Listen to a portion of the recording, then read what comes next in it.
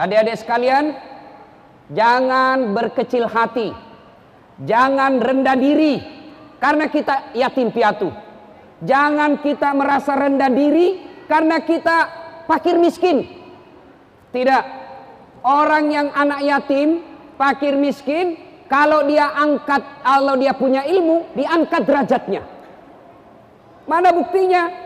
Allah janji, yarfa'illahu alladhina amanu minkum walladhina utul ilma darajat. Allah mengangkat derajat orang-orang yang beriman dan berilmu pengetahuan. Mana buktinya? Mana buktinya? Nih di depan kita. Tidak mungkin jadi senior leader kalau tidak ada ilmu. Masa ada menjadi senior leader beleng-beleng? Tidak mungkin. Allah angkat derajatnya. Contoh lagi, Ustadz Das'ad. Ustadz Das'ad meskipun terlambat depan duduk. Kenapa? Punya ilmu.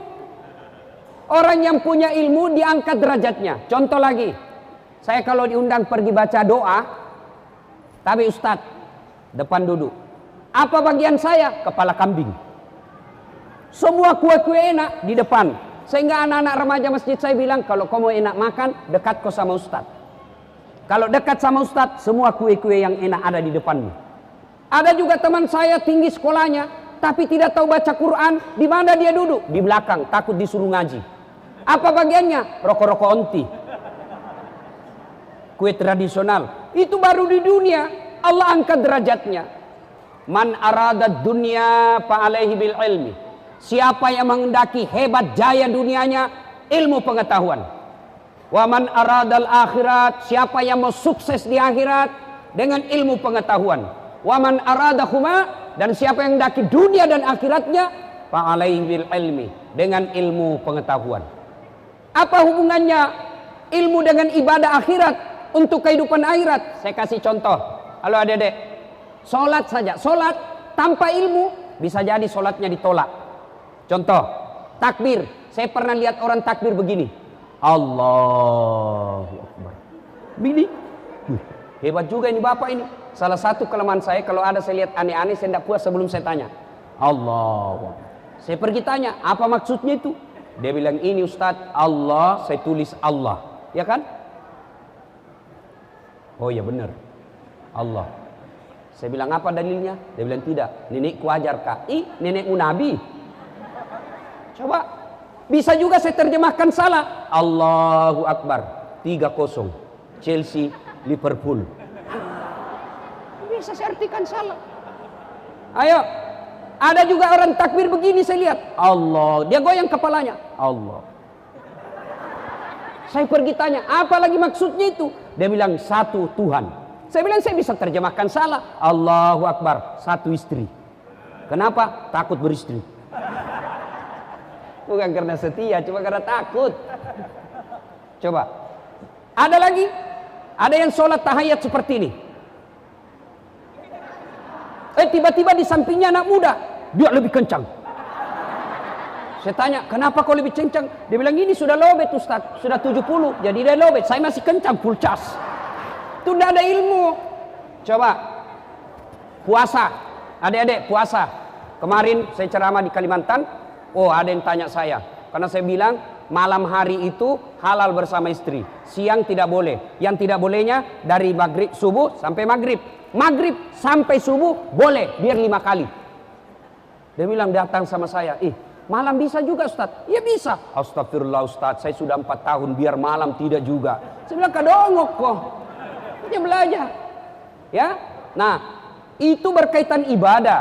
Berkaitan dengan kantor. Kalau tidak punya ilmu tentang telekomunikasinya tidak update, maka bisa jadi bapak pegawai senior, tapi tinggal di kantor tidak naik pangkatnya. Kan biasa kita di kantor bilang begini, itu baru 3 tahun promosi terus, baru 3 tahun kerja Telkom promosi terus, saya sudah 10 tahun kok begini-begini. Bapak betul 10 tahun, tapi prosesornya Pentium 1, lambat loading. Ini yang 3 tahun, tapi sudah 4G dia pakai. Ini 10 tahun suruh bikin surat. Sudah jadi suratnya? Sudah Pak, tinggal di print. Belum namanya itu bos. Namanya sudah, tinggal kasih. Ini sudah Pak, tinggal di print. Belum. 1, harus punya ilmu. Berkaitan dengan dunia, saya kasih contoh lagi nih. Ini cerita warung kopi. Ada orang kaya sekali di kampung. Kaya sekali, tapi tidak tahu membaca. Diajarlah cucunya membaca. P P tambah P pep, SO so, pepso, DE den. Apa bacanya? Odol. Dia gambar. Begitu dia sampai di Makassar, banyak duitnya. Ini kisah nyata. Waktu saya kecil, berkaitan dengan telepon. Waktu itu di kampung saya di Pindrang, masuklah itu wartel. Ya, sekarang wartel sudah habis, Pak. Innalillahi wa inna ilaihi raji'un. Hilang semua itu, kasihan. Soalnya ada namanya seluler. Jadi waktu itu saya pulang kampung. Masuklah saya di KBU. Saya lihat orang tua, orang paling kaya di kampung saya, tapi tidak tahu membaca. Dia teleponlah, dia ambil nomor teleponnya anaknya. Dia lihat, lalu dia bilang, halo, ambokmu, bapakmu nak. Saya bilang, bagaimana mau nyambung ngaji? Pencet dulu nomornya. Dia pencet dulu. Lalu dia bilang, ya sudahlah nak, kau ajar saya. Pak guru kak? Nah, saya pencetkanlah. Ternyata terbalik, Pak. Yang untuk di mulut dia simpan di telinganya, yang di telinga disimpan di mulutnya. Dia teriak, halo, enggak dia dengar. Saya bilang, ngaji terbalik. Langsung dia bilang, loha. Saya bilang, bukan halonya terbalik. Coba, itu banyak duit, tapi tidak ada ilmu. Dia sampai ke mall, dia lihat tangga lift. Tahu tangga lift, Adek? Yang naik turun itu. Wah, dia ejalah itu. OPEN, open. Langsung, besarnya pembikin kuenya. Dia bayangkan open itu bahasa Belanda yang pembikin kue. Open, pembikin kue. Dia bilang, besar betul pembikin kuenya. Tiba-tiba datang orang Cina. Dia mau masuk, dia teriak, aku masuk, panas. Masuklah ini orang Cina. Selama beberapa saat terbuka kembali, keluar orang Irian. Saya bilang, memang jangan kau masuk, hanguslah kau. Coba, ternyata lainnya masuk, lain keluar. Padahal banyak duitnya. Nah, makanya adik-adik sekalian, penting kita belajar. Mau sukses ibadah, belajar. Mau sukses dunia, belajar. Penting. Itulah sebabnya seorang filsuf dari Amerika mengatakan, knowledge is the best belong. Ilmu pengetahuan adalah kekayaan paling berharga. Ditanya Ali bin Abi Thalib, ya Ali, Pak Presiden waktu itu Ali, kalau engkau disodorkan antara harta dengan ilmu, kau pilih mana Ali? Ali punya pikir, saya pilih ilmu. Loh, Amirul Mukminin, kenapa pilih ilmu? Dia bilang ada 3 kelebihan ilmu dibanding harta. Apa itu? 1, harta setengah mati kau jaga, ilmu dia yang jaga kamu. Coba, bapak punya uang 10 juta, kasih masuk safety box, gembok. Sudah itu kasih masuk lemari, gembok. Sudah berapa gemboknya? 2. Keluar kamar, gembok lagi. Berapa gemboknya? 3. Keluar rumah, gembok lagi. Berapa gemboknya? 4. Keluar pagar, gembok lagi. Berapa gemboknya? 5. Pas sampai kantor Telkom, hilang kuncinya. Setengah mati kita ngurus ini, harta dijaga. Tapi kalau ilmu, dia yang jaga kita. Mana buktinya? Nih, senior leader. Saya yakin pasti di rumah dinas ada security-nya. Dijaga. Kenapa? Karena punya ilmu. Kemana-mana dikawal. Coba lihat, wali kota, bupati, gubernur, menteri, presiden. Dikawal, ada tentaranya, ada polisinya, ada tentaranya, ada satpol PP. Dikawal. Kenapa? Karena jadi pejabat. Kenapa jadi pejabat? Umumnya karena dia cerdas. Coba. Yang kedua, kelebihan ilmu dibanding harta. Harta kau belanjakan berkurang, ilmu kau belanjakan nambah. Bapak punya uang 10 juta, kasih saya 5 juta. Bapak tinggal 5 juta uangnya. Bapak punya Al-Fatihah, ajarkan kepada orang, tambah ilmunya. Itu namanya amal jariah. Tidak ada yang bilang saya ajar ku Fatihah. Bismillahirrahmanirrahim. Alhamdulillah. Begitu hafal langsung hilang Al-Fatihah kita. Mana Al-Fatihah aku di kepala? Tidak mungkin. Yang ketiga, kelebihan ilmu dibanding harta. Kelebihan ilmu dibanding harta. Kata Ali bin Abi Thalib, insya Allah ilmu yang akan mengangkat derajatmu. Nah, ibu bapak, saudara-saudara sekalian, yang ketiga saya mohon maaf, katanya menurut Ali, dengan ilmu kau bisa dapat harta, tapi dengan harta kau tidak bisa dapat ilmu. Tidak ada jaminan. Contoh ya, contoh. Banyak uang, tidak ada ilmu, dia datang ke Jakarta, tidak tahu baca apa-apa, tidak tahu membaca keadaan, gelap dia punya hidup. Tapi dengan ilmu saya bisa dapat harta. Contoh Dasat, kemana-mana diundang ceramah gratis. Baru-baru saya diundang ke Italia, ceramah di Roma, Milan, Napoli. Adik-adik tahu Italia? Tahu? Itu Manuruki belok kiri terus sedikit. Saya di sana pergi, disewakan pesawatnya, disewakan hotelnya, pergi tidak bawa uang, pulang bawa uang, euro lagi. Coba dengan ilmu kau bisa dapat harta, tapi dapat harta tidak ada jaminan kau dapat ilmu. Nah, itulah sebabnya saya ini hidup saya hampir habis untuk kuliah. Saya luruskan tadi Pak Ibu MC, gelar saya bukan MA tapi MSI. Kalau gelar lengkapnya Dr. Dasat Latif, SOS, Sarjana Sosial, SAG, Sarjana Agama, MSI, Master Science, PhD, Philosophy of Doctor. Doktor saya ada 2, satu doktor di luar negeri. Subhanallah. Adik-adik ini untuk motivasi saja. Kalau adik-adik lihat gelar S3 DR di depannya D besar R besar, berarti doktornya S3-nya dalam negeri. Kalau lihat gelar S3 di belakang PhD, Philosophy of Doctor, berarti S3-nya luar negeri. Alhamdulillah Ustadz punya dua-duanya. Satu dalam negeri, satu luar negeri. Allah angkat derajat kita. Maka adik-adik jangan putus asa. Bapakku miskin Ustadz, bapakku pengangguran, orang tua saya tidak ada. Bapak kita miskin, ibu kita miskin, orang tua kita tidak ada. Tapi Allah ada untuk siapa saja. Dan Allah Maha Kaya yang tak terbatas kekayaannya. Yuk belajar. Mau sukses, utlubul ilmi. Yang kedua, kalau mau sukses kata Nabi, at'im al-masakin, beri makan fakir miskin. Ini PT Telkom kalau mau sukses jangan pelit, sedekah. Alhamdulillah hari ini kita dapat berkah Ramadan, pesantren dapat 200 juta. Alhamdulillah. Maka kita berkewajiban doakan ini bapak-bapak panjang umur, ya karier makin baik. Karena biar ada duit, kalau manajernya tidak mau kasih duit, tidak jalan juga. Jangan pelit. Tidak ada orang suka orang pelit, Pak. Demi Allah, tidak ada yang suka orang pelit. Bahkan orang pelit sekalipun tidak suka sama orang pelit. Rumus itu, begitu jeleknya itu sifat pelit.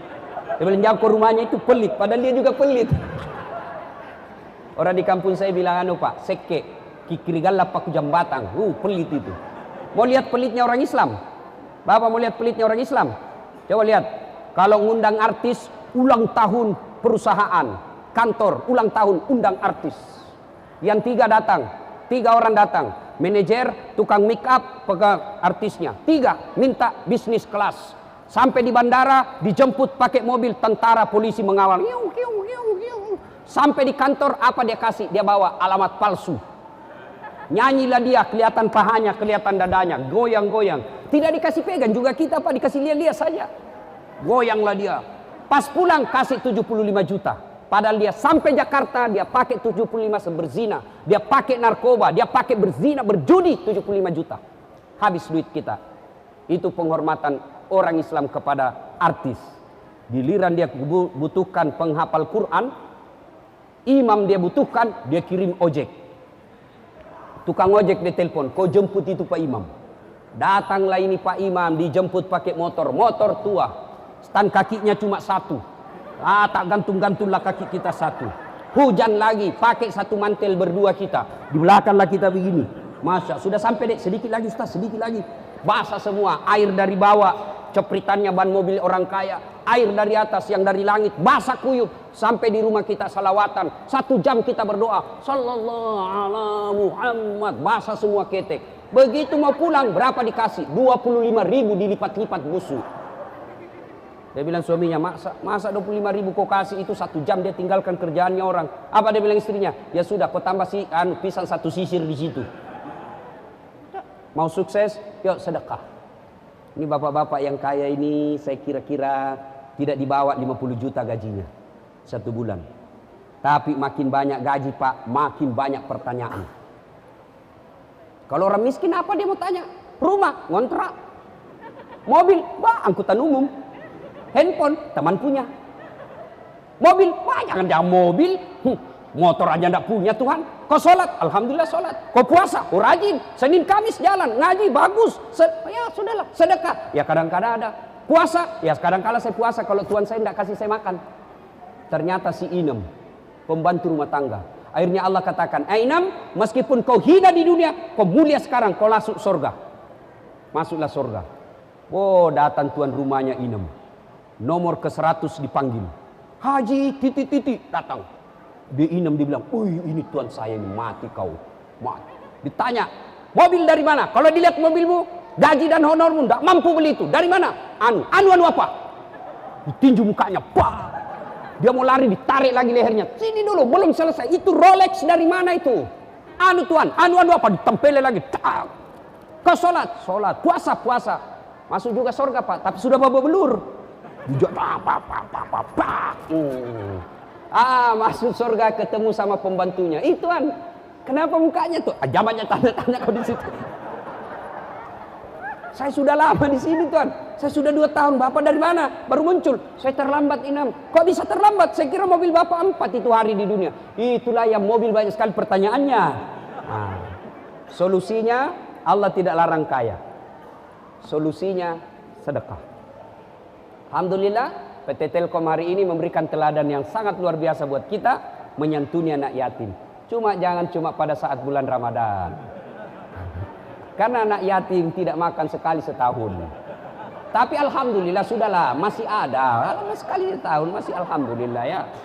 Bapak saudara-saudara sekalian. Yang ketiga kata Nabi, kalau kalian mau sukses, ahsin kalamaka, haluskan tutur katamu. Ini yang sekarang lagi kita perangi sama-sama. Anti hoax, perangi berita bohong. Nih, adik-adik nih yang sudah mulai main medsos. Jangan gampang share berita yang tidak betul. Ingat kisahnya Abu Hurairah. Sahabat Nabi yang paling banyak meriwayatkan hadis. Berlari-lari mau ke pasar, ditapat sama Umar. Abu Hurairah berkata, Abu Hurairah mau kemana buru-buru? Saya mau ke pasar. Untuk apa? Saya mau menyampaikan berita gembira. Apa gerangan? Barusan saya dengar Nabi mengucapkan, siapa yang syahadat diyakini sampai mati pasti masuk surga. Umar bilang, betulkah Nabi begitu? Saya tidak percaya. Ayo kita ke Nabi sama-sama. Ini yang disebut dalam teori jurnalistik disebut check and recheck. Datang, bukan berita gosip. Check and recheck. Datangi ke sumber. Kata Umar, ya Rasulullah, katanya Anda mengucapkan siapa yang syahadat yakin sampai mati pasti masuk surga. Betul, tapi masalahnya ya Rasul, ini Abu Hurairah dia mau umumkan di pasar. Saya takut salah paham orang. Biar judi yang penting syahadat masuk surga, biar berzina yang penting syahadat masuk surga, biar tidak puasa yang penting syahadat masuk surga. Nanti salah paham. Nabi berkata, oh betul Abu Hurairah, jangan kau sampaikan di tempat umum, nanti orang salah pahami. Akhirnya populerlah pepatah Arab yang mengatakan, likulli makal makam wa likulli makal makam. Setiap tempat ada bicara yang cocok dan setiap bahasa ada yang tempat yang cocok untuk bahasa itu. Bapak saudara-saudara sekalian, karena waktu buka sudah masuk. Sebenarnya masih ada 2 lagi, tapi insya Allah lain waktu dan kesempatan kita lanjutkan.